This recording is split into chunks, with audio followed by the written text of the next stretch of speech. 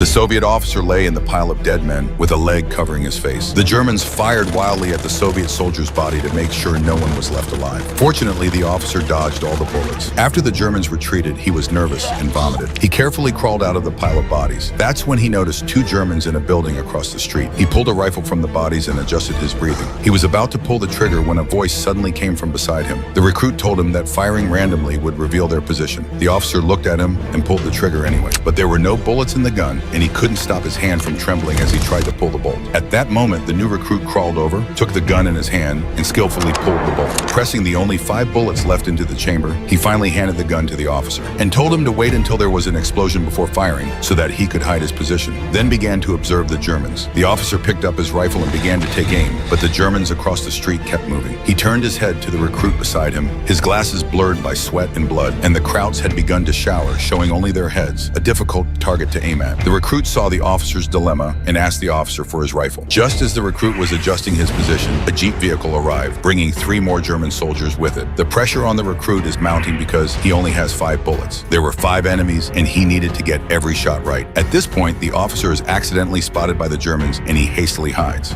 Suddenly, an explosion goes off, and the recruit doesn't hesitate to shoot and kill the bald officer. The other Germans did not notice. Then he skillfully loaded his gun and took aim. The Kraut was looking up. The alert Krauts realized something was wrong and rushed to the ground. At that moment, he immediately fired a 3rd shot. The Kraut who was lying down tried to throw a grenade, and he raised his hand and fired again. The last Kraut saw it and ran towards the wall. The recruit stood up and raised his gun to take aim.